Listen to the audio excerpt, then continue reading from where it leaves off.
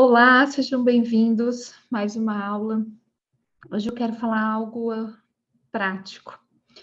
Vocês sempre me perguntam sobre, mas qual a postura que a gente precisa adotar? E a postura sempre depende da posição em que você está no seu trabalho, tá? Essa é uma aula sobre qual a postura profissional. Então, a postura sempre tem a ver com qual o seu posicionamento. Eu fiquei refletindo sobre os posicionamentos básicos. Se a gente fosse olhar todas as pessoas no mundo hoje que trabalham, ou que têm uma empresa, como é que eu poderia dividir em grandes grupos onde as posturas seriam semelhantes? Então, nós poderíamos dizer assim, que existem aquelas pessoas que são donas de um negócio, são as que montaram um negócio, são donos de uma empresa e carregam uma grande responsabilidade sobre isso. Existem aquelas pessoas que são líderes dentro desses negócios, então são pessoas que coordenam equipes, ou que coordenam setores, que também têm uma parcela de responsabilidade dentro dessa organização, ou às vezes, nos casos dos CEOs, eles são responsáveis por toda essa organização em nome do dono dela. Existem também aqueles que são os colaboradores, que fazem parte dos times e que colaboram para que tudo isso flua.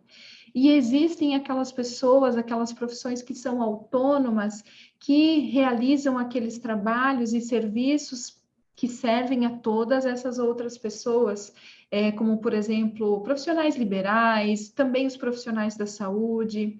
Aqui eu não coloquei, por exemplo, as mães que trabalham em casa, mas as mães são, nós poderíamos olhar para elas, elas são empreendedoras, a própria casa é um grande empreendimento, o lar de uma família o Bert fala isso, né, que o nosso lar, a nossa casa, talvez seja a maior das empresas, e o maior gestor é a nossa mãe, e ele até faz uma provocação para perguntar como é que você olha para a gestora dessa empresa na sua família, né? Mas aqui pensando então no mercado de trabalho, eu consegui elencar esses 4 grandes grupos. É claro que a gente poderia falar, mas tem também os investidores que estão já num outro patamar, mas aqui eu consideraria que talvez eles estejam próximos dos donos de negócio e talvez para a nossa compreensão esses 4 grandes grupos é o que é bem importante. Então, se você é dono de um negócio, se você é fundador de um negócio, qual é a sua postura? A primeira coisa que você tem que ter clareza é assumir o seu lugar.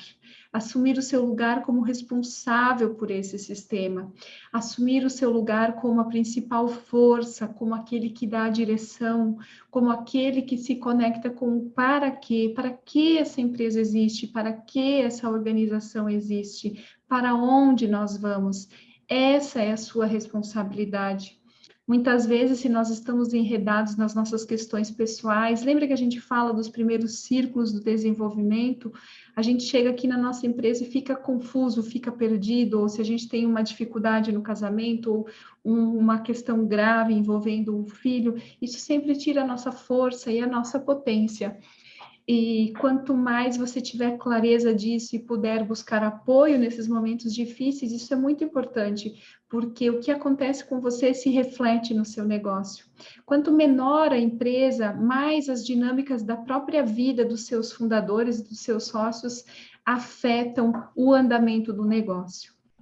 Uma outra clareza que você precisa ter se você é dono de um negócio é você sempre saber que você serve a vida, você serve a sociedade, você serve aos seus colaboradores. Então, de alguma forma, é uma posição de muita responsabilidade, que tem um preço, que exige algo. E aqui eu convido vocês que não são empresários, que estão aqui me assistindo, a olharem com muito respeito para essas pessoas. Nós, principalmente aqui no Brasil, somos muito preconceituosos, nós temos um olhar muito superficial e que não considera tudo o que significa ser empresário nesse país, tudo o que significa gerar empregos nesse país, tudo o que significa gerar riqueza. É um peso, sim. Carregar a coroa de ser um empresário, de liderar um negócio, não é fácil. Não tenham ilusões. Tudo que existe, tudo que nós usamos e tudo que facilita a nossa vida só existe porque um empresário teve coragem de investir sangue, suor e lágrimas, e às vezes tudo que ele tinha para levar um sonho adiante. Muitas vezes nós somos muito desrespeitosos com os empresários. Então, voltando aqui, qual é a postura de quem é um dono de negócio? Deixar claro para a sua equipe o para quê, para onde vocês estão indo, para que essa empresa existe. Ocupar esse lugar de quem dá a direção. E uma última coisa, ter muita clareza de que a empresa é maior do que você. Muitas empresas fracassam, muitas empresas terminam quando o dono ou os donos, os sócios, acreditam que eles são mais importantes do que a empresa, que eles vêm antes do que a empresa, que as necessidades deles vêm antes do que a empresa. Então, eles começam a, por exemplo, retirar mais recursos do que a empresa poderia oferecer a eles, usar a empresa para fins que não são os fins a que ela se destina, usar a empresa em benefício próprio, usar a empresa como uma forma de criar empregos para pessoas da sua família que não são capacitadas, que não têm competência para exercer tais funções. Então, você, empresário, precisa ficar muito atento, porque isso tudo tem a ver com o seu lugar, com a sua posição. E isso vai garantir o sucesso ou o fracasso do seu negócio, a longevidade ou não do seu negócio. Que um dia ele cresça a ponto de ser sucedido, seja através de uma venda, seja através de uma herança que seus filhos poderão suceder a você. A sua postura vai determinar muito do futuro desse negócio. Depois, nós poderíamos, então, falar desse segundo grupo, que são os líderes. E aqui eu elenquei, né, quais que são as posturas básicas para um líder. Vocês não se preocupem em anotar enquanto vocês estão vendo a aula, porque eu fiz aqui um esqueminha e depois eu coloco como um anexo, tá? Para vocês ficarem aqui bem presentes. Então, o líder, ele é uma ponte entre a grande hierarquia da organização, entre o proprietário da organização, muitas vezes, e os que colaboram para fazer com que esse negócio seja viável. Qual é a postura de um líder? É saber-se como ponte, é adotar uma postura de quem lidera para todos, e é ser capaz de ouvir ambos, ser capaz de respeitar ambos, ele está a serviço de todos. E um líder precisa ser capaz de honrar e respeitar os fundadores do negócio, os empreendedores, os que estão à frente do negócio. Toda vez que um líder começa com movimentos de crítica, de reivindicação ou de desvalorização ao nível que está acima, ele começa a sair do seu lugar. E muitas vezes a consequência é que ele acaba perdendo esse lugar, às vezes por um outro motivo, mas a consequência ou a origem disso que acontece muitas vezes é esse movimento de falta de respeito e honra a quem está à frente da organização. Um líder também, de alguma forma, ele apoia os donos de negócio a comunicarem esse para quê. Ele também ajuda, ele também é um guardião do para quê, ele é um guardião da alma da organização, desse movimento de para onde nós vamos. Um líder é aquele que é capaz de inspirar as pessoas, de apoiar esse sonho do empreendedor, às vezes de traduzir esse sonho para as pessoas. Alguns empreendedores, algumas pessoas que criam negócios, eles são muito visionários, mas às vezes têm dificuldades de comunicar isso que eles estão vendo. Isso que é tão claro para eles, ele não consegue traduzir para a sua equipe. Então, o papel da liderança é conseguir se conectar com isso e traduzir esse sonho para que todos possam compreendê-lo e para que todos possam se sentir parte. Ser capaz de liderar, levando todos os fundadores e todos que fizeram parte dessa organização no seu coração, é algo que traz muita força para o sistema. Depois, tem mais uma questão que eu listei aqui, que eu quero compartilhar com vocês, que tem tem um princípio da liderança que é controverso, mas que para mim ainda faz sentido. Pode ser que no futuro eu vou gravar outra aula e vou dizer que eu já não vejo mais assim, mas hoje eu ainda vejo. Talvez para a Letícia, né, que também faz esse trabalho comigo, ela consiga ver um pouco diferente. Mas para mim ainda faz muito sentido que o líder ele não pode estar perto demais das pessoas que ele lidera. E aqui eu tenho que tomar muito cuidado para ser bem compreendida. Não é que ele sinta que ele precisa se sentir superior, não é que ele vai evitar as pessoas, mas ele precisa ter uma distância para poder ver a todos. Imaginem aqui uma grande linha de pessoas e o líder à sua frente. Se o líder vai e se mistura com essa linha, é como se ele vai sendo tomado por esse campo dos colaboradores e por aquilo que é formado pelas ideias, pelas informações daquele campo, e ele começa a perder o próprio lugar da liderança, ele começa a se misturar com o campo de quem ele lidera. Então, é muito importante que ele não esteja nem longe demais, porque aí ele não consegue ver as pessoas, mas ele também não pode ficar perto demais, porque ele se mistura e começa a perder a clareza sobre o que é melhor para a organização e não para uma determinada pessoa em especial. Esse é um ponto bem importante sobre a liderança. Depois nós temos, então, os colaboradores. Os colaboradores, aqueles que servem a uma empresa ou... Bom, ainda não vou falar isso para você, vou abordar um pouco mais para depois trazer a visão do Hellinger. Então, os colaboradores são aqueles que normalmente são liderados, tem alguém que os conduz, quando é uma empresa de maior porte, ou às vezes são liderados pelo próprio dono do negócio, né? O colaborador é aquele que faz com que tudo aconteça. E para que ele possa se sentir bem na organização, a primeira coisa necessária ele precisa se sentir pertencente. Isso é algo muito importante para os líderes. Existe uma ordem de atendimento dos princípios sistêmicos quando alguém chega numa organização para ser um colaborador. O primeiro deles eu preciso me sentir parte, eu preciso compreender que agora eu faço parte desse sistema, eu estou entrando na alma desse sistema. Ah, ok, agora eu cheguei. Então, agora que eu faço parte, eu tenho um lugar, eu tenho uma tarefa, eu tenho uma entrega que eu preciso fazer. Fica mais fácil compreender se eu pertenço, compreender qual é o meu lugar, qual a minha tarefa. E depois que eu pertenço, compreendi o meu lugar e a minha tarefa, então sim, eu posso confiar que eu posso entregar tudo que eu tenho de melhor, todas as minhas experiências, todo o meu talento a serviço desse para quê. Eu preciso me sentir parte desse para quê, ter o meu lugar, e então eu entrego tudo que eu tenho a serviço desse para quê. E a organização, em contrapartida, também oferece algo para mim, que é muito mais do que um salário. Também é o pagamento, mas uma oportunidade de crescimento, uma oportunidade de desenvolver os meus talentos, também benefícios, cuidados que eu recebo. Isso é muito importante.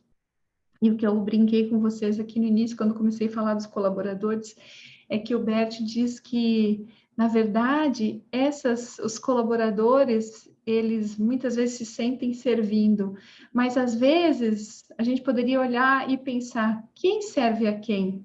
Será que os líderes também não servem aos colaboradores? Será que os próprios empresários não servem aos colaboradores e às suas famílias? Será que esse grande número de pessoas que estão podendo se reunir num sistema para colocar o seu talento e oferecer ao mundo através de produtos e serviços, será que não são eles os grandes servidos desses sistemas, porque é alguém que assume riscos, que reúne pessoas com habilidades comuns e complementares, que cria toda uma meta-estrutura para oferecer algo para o mundo? E tem muitos colaboradores que olham de forma desrespeitosa e pejorativa para os donos da empresa onde eles trabalham. E se você é um colaborador, eu te convido nesse momento a verificar como é o seu olhar para a pessoa que leva esse negócio adiante, Como é que você olha para ele, para essa pessoa que todos os meses honra o teu trabalho, que te oferece tantas oportunidades de se desenvolver? Como é que você realmente olha e se você consegue ser grato, se você consegue agradecer que você, através dessa pessoa, dos riscos, às vezes das noites mal dormidas, porque quem é empresário sabe que a gente passa muitas noites em claro, preocupado nos momentos de crise, agora como aconteceu recentemente, muitos precisaram fechar as portas depois de 20, 30 anos. Como é que você olha para essa pessoa que assume os maiores riscos, que assume tantas responsabilidades para que você tenha um trabalho, para que você possa sonhar, para que os teus filhos possam ter uma escola, para que você possa ter alimento na sua mesa? Você já pensou nisso? Como você olha. E essa postura, mesmo que você não fale nada, ela é percebida pela alma da organização, porque uma empresa, ela tem uma alma e nós fazemos parte dela. Então, qual é o tipo de informação que você leva para a alma do sistema do qual você faz parte? Essa é a postura de um colaborador, a postura de quem reconhece que também recebe muito. É uma postura de gratidão, é uma postura de reverência. Eu recebo muitas perguntas de pessoas dizendo que não aguentam mais o trabalho, que querem sair, etc, etc. E muitas vezes eu pergunto: você já honrou essa pessoa? Você tem certeza que você está honrando essa pessoa que, apesar de você me contar que já faz muito tempo que não suporta mais e que faz o mínimo necessário no seu trabalho, será que você está honrando aquela pessoa que rigorosamente cumpre os compromissos com você, paga tudo aquilo que se comprometeu a pagar com você? Você está fazendo o mesmo?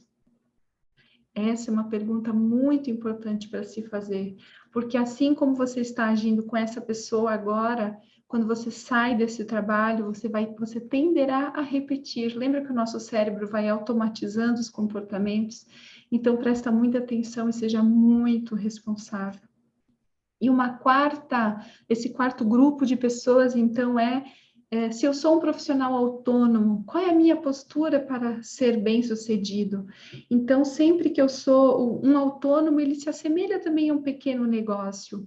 E talvez aqui aquilo que é mais importante é você ter clareza de qual é o seu lugar. Por exemplo, se você é um consultor empresarial, o consultor é sempre o primeiro é sempre o último que chega no sistema e o primeiro que se retira. A gente precisa tomar muito cuidado, principalmente na consultoria. Nós temos uma tendência a chegar na empresa e achar que está tudo errado e que nós faríamos tudo muito melhor e já começar a querer fazer movimentos, e isso fere a alma do sistema, porque você, como consultor, você é o último. Então, você precisa chegar de um lugar calmo e respeitoso, observar, ouvir as pessoas e deixar com elas a capacidade de decidir. Você ajuda, você apoia, você caminha ao lado, mas você é o que menos tem informação sobre a alma do sistema. Então, cabe ao próprio sistema fazer a sua autorregulação. Para quem de vocês aqui é dono de negócio, está contratando consultorias, presta muita atenção na postura do consultor.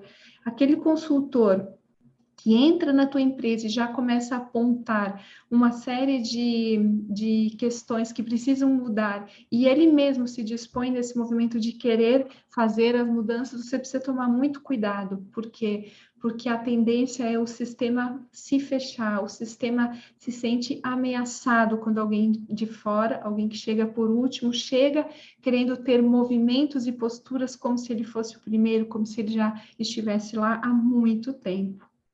Então, esse é um ponto de atenção para os consultores, tá? Deixa eu ver se eu falei tudo que eu me propus a falar aqui com vocês. Sim, e outra questão também dos profissionais autônomos às vezes, principalmente nas profissões de serviços de saúde, de profissionais autônomos, a nossa dificuldade em cobrar pelos nossos honorários, né? E às vezes tem pessoas que dão muito pouco valor àquilo que elas fazem. Eu me lembro que eu tinha uma amiga que falava assim, né? ela tinha uma prestação de serviço de um trabalho uma consultoria bem especializada e bem delicada, e às vezes ela disse que ela ia nos jantares de família e as pessoas diziam, ai, mas faz isso para mim, etc. E ela disse que sempre lembrava de uma frase: não me peça para dar a única coisa que eu tenho para vender, né? Então, quando nós nos colocamos a dar para o outro a única coisa que nós teríamos, que é o nosso sustento, quando nós damos de graça aquilo que é o nosso trabalho, o nosso estudo, o que tem por trás desse comportamento? Tem por trás uma desvalorização? Ou tem por trás que eu estou dando isso querendo alguma outra coisa em troca que não é uma remuneração como um adulto faria, recebendo os honorários por aquilo que ele está fazendo? E muitas vezes isso tem a ver com nós queremos ser amados, respeitados e reconhecidos. Então nós tendemos a cobrar pouco, muito pouco pelo nosso trabalho, porque a gente ganha esse afeto, esse afago, mas normalmente isso também afasta o cliente, porque isso pesa para o cliente. Então é bom você prestar bastante atenção. Um trabalho bem realizado precisa ser remunerado. E qual é uma boa medida da remuneração? Então, você estabelece um valor que te pressione a fazer a sua melhor entrega, um valor que esteja num patamar que você olha e diz: uau, por esse valor que eu estou cobrando, eu preciso entregar muito, mas eu dou conta dessa entrega. Então, esse é o valor que você pode estipular para o seu trabalho. Porque se você fizer uma entrega muito alta, muito boa, e colocar um valor aqui, o que isso significa? Desequilíbrio. O seu cliente vai embora, você vai ficar muito cansado e você não vai ser bem sucedido. Então, a nossa entrega sempre tem que ter um valor proporcional. Assim você faz uma grande entrega. O cliente compensa por isso, vocês fazem a troca e vocês permanecem livres para uma próxima negociação. É assim que nós alcançamos o sucesso na nossa vida, valorizando tudo aquilo que nós somos, valorizando tudo aquilo que nós temos de melhor e entregando tudo aquilo que nós temos de melhor. Quanto mais reconciliados com nossos pais e com a nossa história, menos nós precisamos de amor, de reconhecimento e de afeto. E nós podemos fazer uma troca justa, remunerada. Te entrego o meu melhor em troca de um pagamento. O que é um pagamento? O que é o dinheiro?